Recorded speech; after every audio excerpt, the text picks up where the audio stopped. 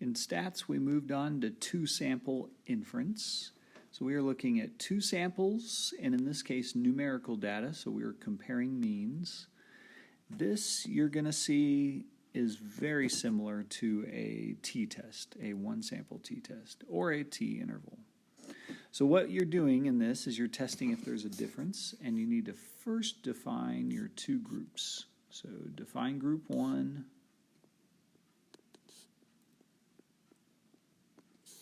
define group 2,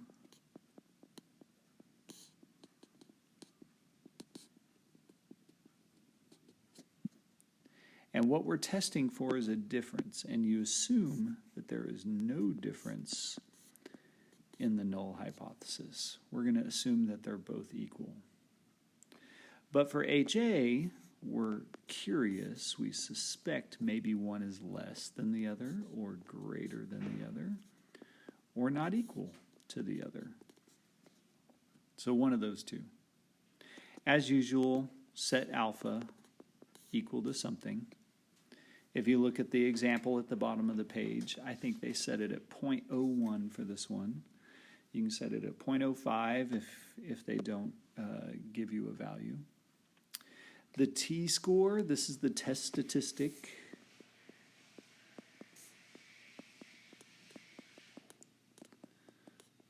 Or the t-value for a two-sample t-test.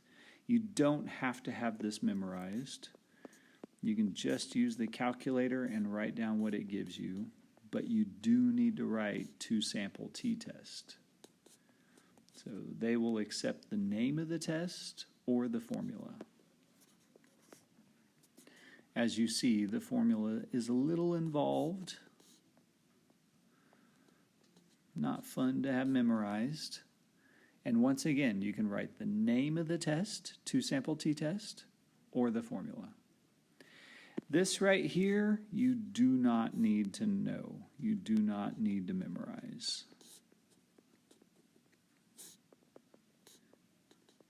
But you do need to copy it down whenever the calculator gives you the value. All right? So you can totally scribble that DF equation out. It's true, it's correct, but you don't need to use it. The calculator will do all the work for you. On the plan step, we need to hopefully have random samples. And the sample sizes need to be bigger than 30, or the graph can be symmetric with no outliers. So let's dive in. You're going to see that it is very similar to what we've been doing. This one we're looking at science grades for nursing students. They suspect they can maybe teach them better than conventional methods and maybe improve science grades. So we're looking at first-year nursing students. They're going to give this control group conventional study guides, and then they're going to give the treatment group specialized treatment and see if that treatment, that specific homework prescription, will boost their science grades. All right? Key question is at the very end, does the treatment improve science grades? So group 1, as listed right here, control, is the true mean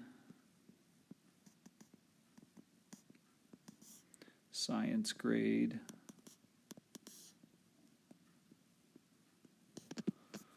for first-year nursing students.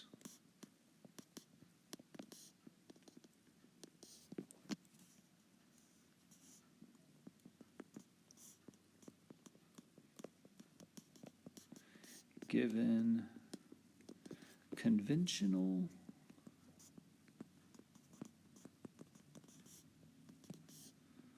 study methods, guidelines, instructions, I don't know. I think that's enough.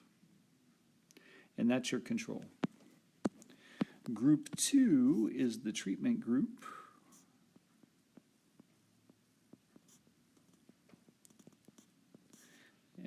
looking at the true mean science grade.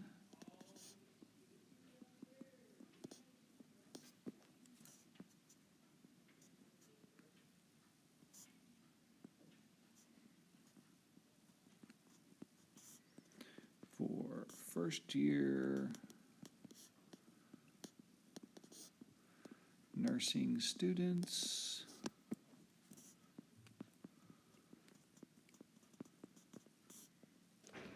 Given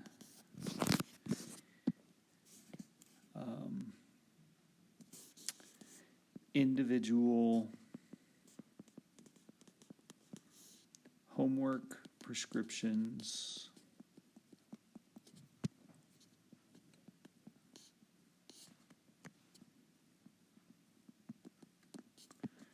based on learning style.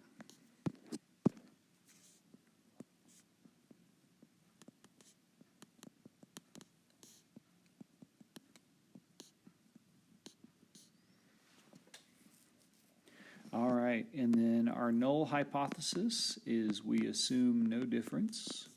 It's always going to be that, no question. Our HA, we are wondering if one improves the other. So they think the treatment group is going to have a higher science grade. So let's write our inequality like that. They decide for us alpha is 0.01. Now another part where it's a little crucial is they only talk about random assignment right here. These are not random samples. So be careful in saying something that's not necessarily said. So we have random assignment to groups.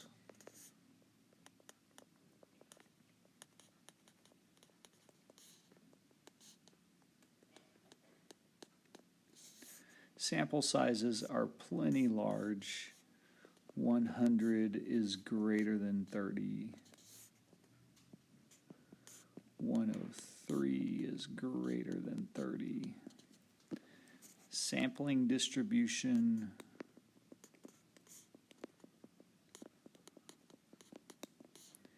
is approximately normal.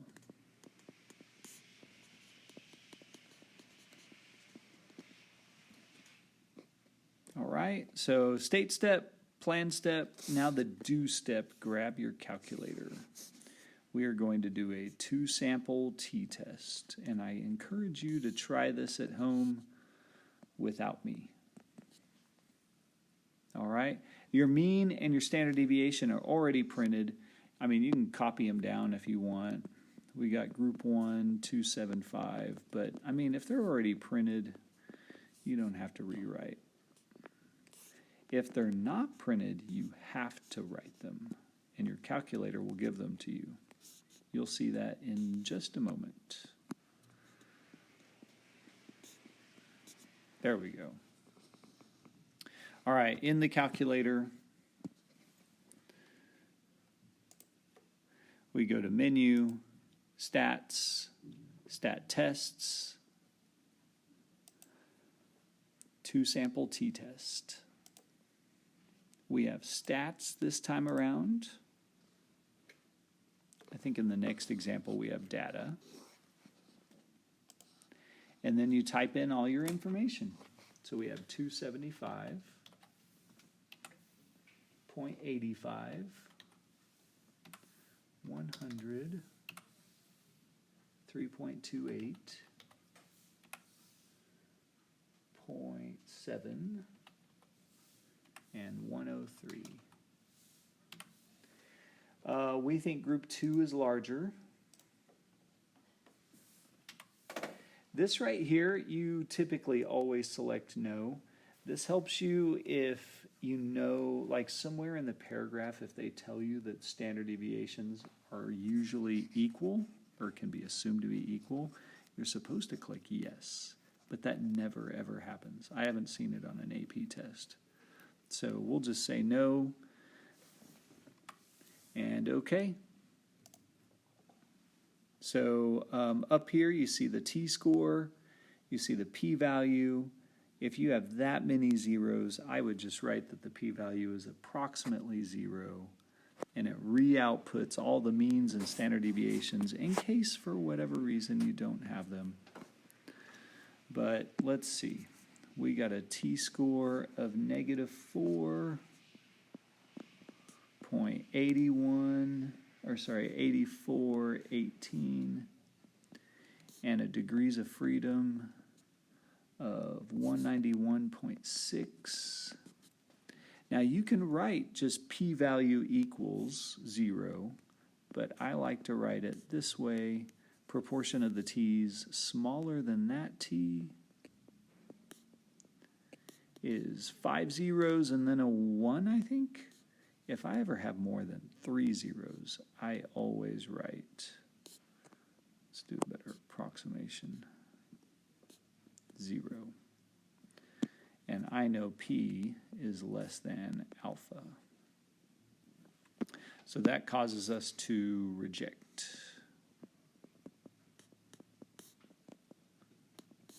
Evidence suggests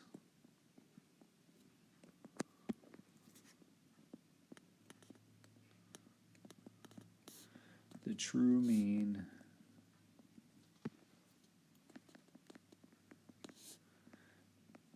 science grade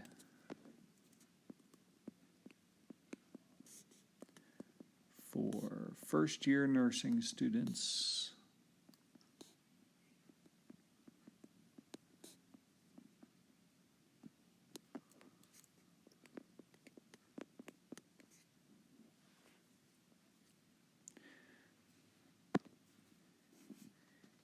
is greater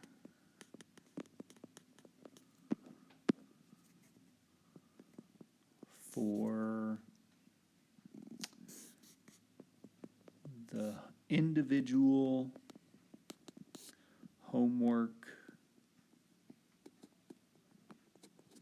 prescription group.